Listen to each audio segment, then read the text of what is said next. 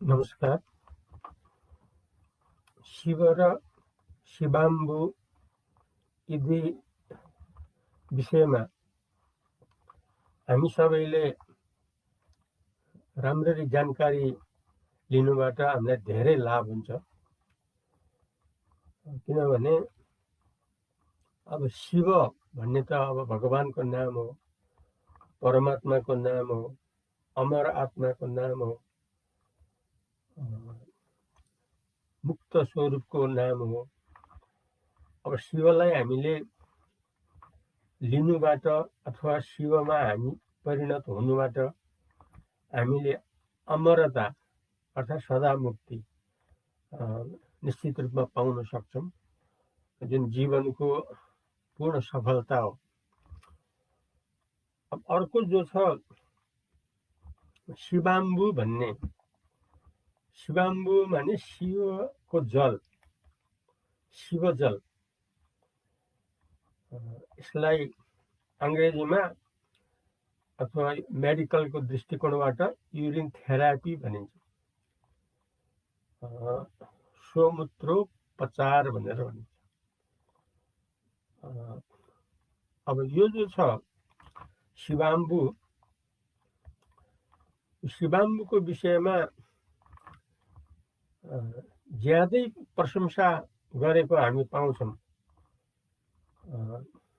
विभिन्न ग्रन्थहरू, विभिन्न प्रसङ्ग,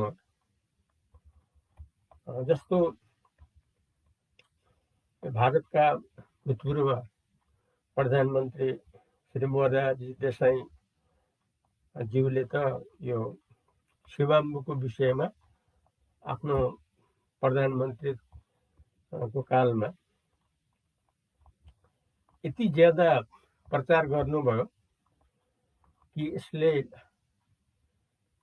विश्वमा नै नयाँ लहर ल्याइदियो। भारतमा त कुना काप्चामा यसको ज्यादै प्रचार प्रसार भयो र पछिल्ला दिनहरूमा अर्थात् मोरारजी देसाईज्यूको पालामा किताबहरू पनि ज्यादै प्रशस्त मात्रामा बनेको हामी पाउँछौँ, जसले गर्दाखेरि यसबारे यथार्थ सबैले जान्नलाई ज्यादै सजिलो हुन गयो। अब यसमा ती किताबहरूमध्ये अर्थात् यसको मूल आधार त हाम्रो यो पूर्वेली धर्म संस्कृतिको प्राचीन ग्रन्थ डामर तन्त्रको शिवाम्बु कल्प अध्यायबाट नै हो। अर्थात् भगवान शङ्करले पार्वती आमालाई संस्कृत श्लोकमा भन्नुभएका कुराहरू हुन्। त्यसमा सारांशमा के भनिएको छ भने जस्तोसुकै महामारी पनि, जस्तोसुकै रोग व्याधि पनि शिवाम्बुको नियमित प्रयोगबाट अथवा सेवनबाट निश्चित रूपमा समाधान हुन्छ भनेर यसरी भनिएको छ। अब त्यही ग्रन्थको आधारमा पछिल्ला समयहरूमा अर्थात् परापूर्व कालमा जो बन्यो डामर तन्त्र, त्यसपछि संसारमा नै यसले विस्तार पाएको छ। तर यसमा के भने अब स्वमूत्रको बीच हिस्सा, त्यसलाई पवित्र हिस्सा भनिन्छ। अघि पछिको हिस्सालाई नलिएर बीचको मात्रै हिस्सालाई अत्यन्त शुद्ध, अत्यन्त पवित्र भनेर भनिएको छ। यो कुरा एकजना लेखक हुनुहुन्छ श्री कृष्णानन्द शास्त्री, जसले साहित्य अलङ्कार अनि विद्या वाचस्पति यस्तो उपाधि जो प्राप्त गर्नुभएको छ, उहाँले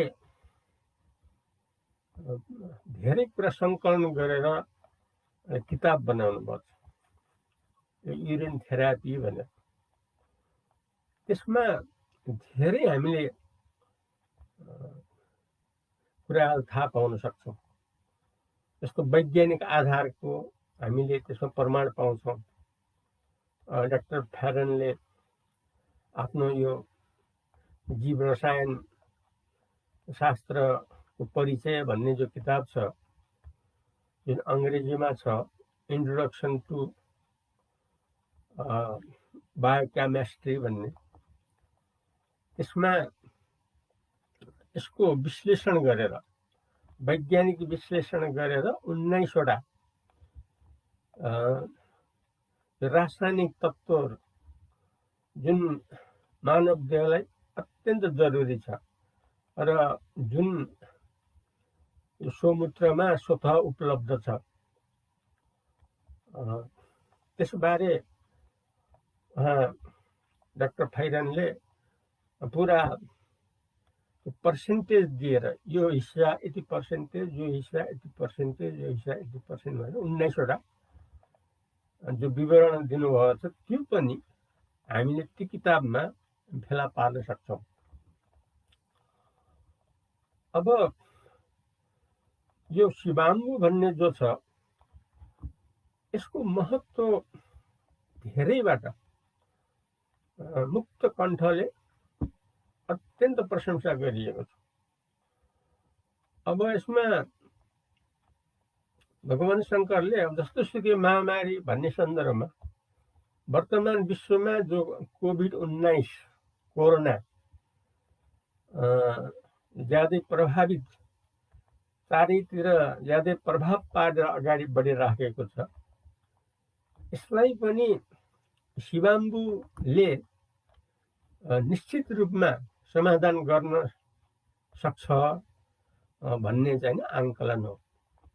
त्यति मात्रै होइन, यो निजी अनुभवको पनि कुरा हो। किनभने सबभन्दा राम्रो कुरा हामी भेट्टायौँ भने र त्यसलाई हामीले अनेक पुष्टिहरू दिएर त्यसलाई हामीले आफ्नो जनजीवनमा त्यसलाई प्रयोग गर्न हामी लाग्यौँ भने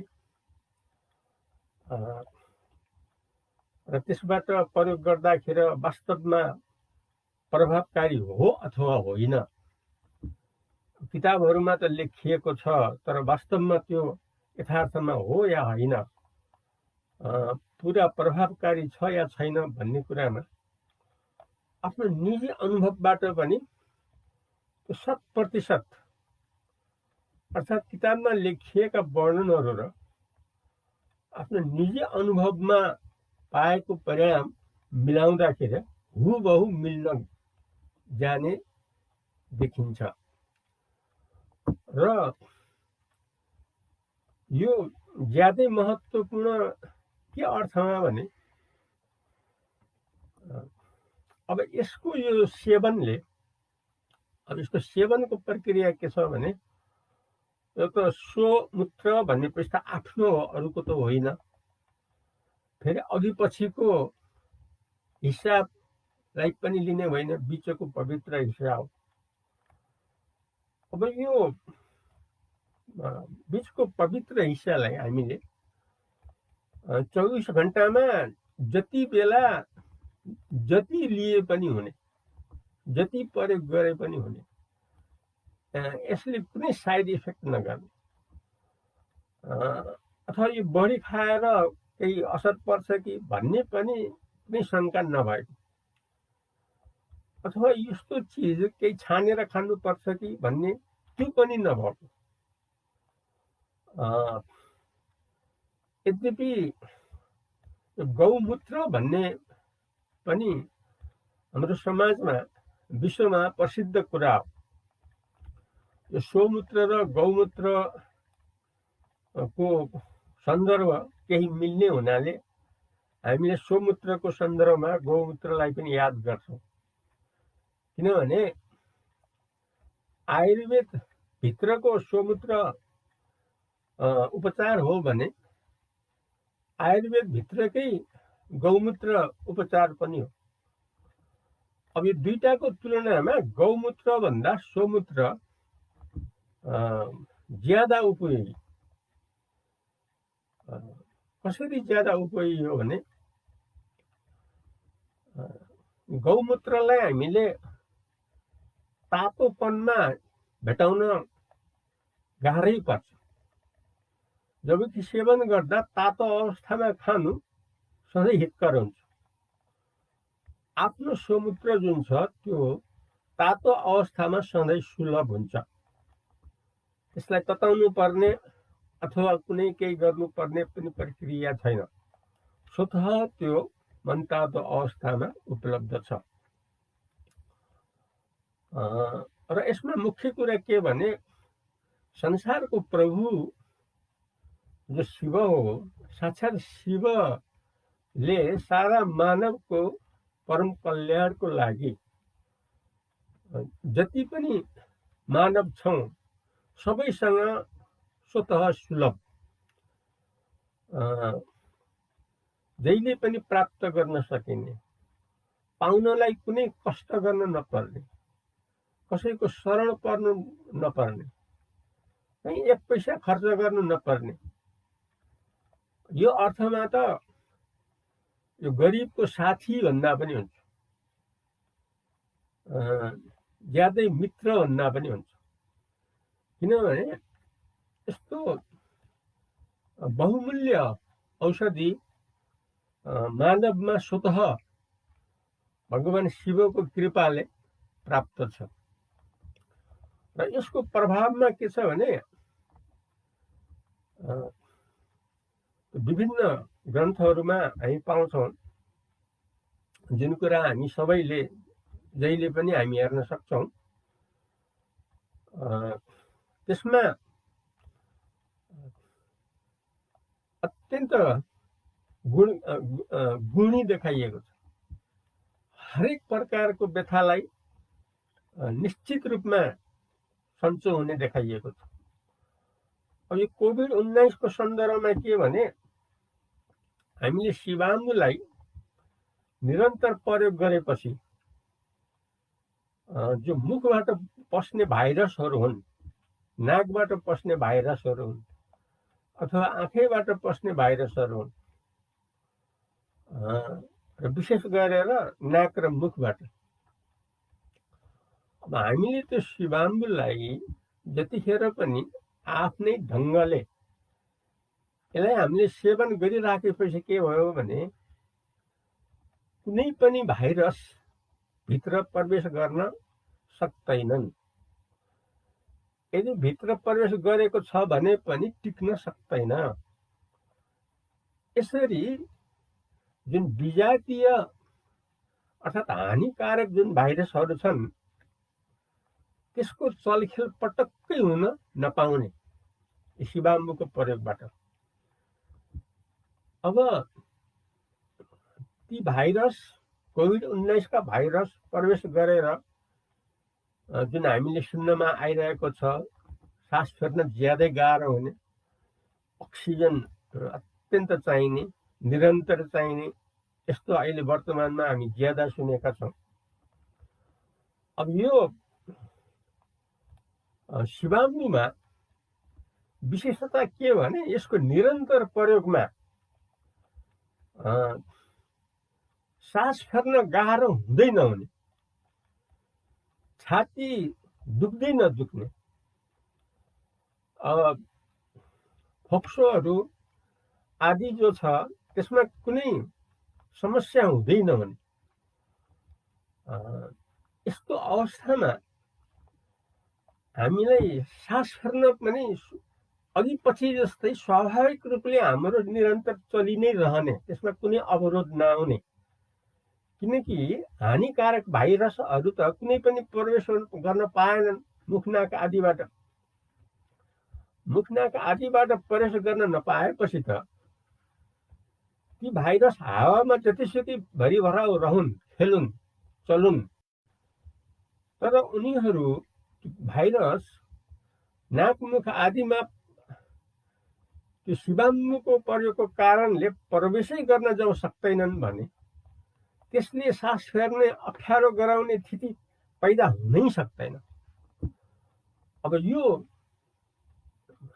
मेरो आफ्नो निजी अनुभव पनि हो। हुनाले शिव र शिवाम्बु यो दुईटा, शिव मुक्तिको लागि, सधैँको लागि, शिवाम्बु शरीर हुँदासम्म निरोगीको लागि र महामारी कोभिड आदिबाट बच्नको लागि यो ज्यादै महत्त्वपूर्ण छन्। आजको प्रसङ्ग यति नै राखौँ। भोलि यस विषयमा थप प्रसङ्ग लिएर आउनेछु। तबसम्मलाई अद्वैत प्रदीप बलरामजी सरस्वतीलाई बिदा दिनुहोस्। नमस्कार।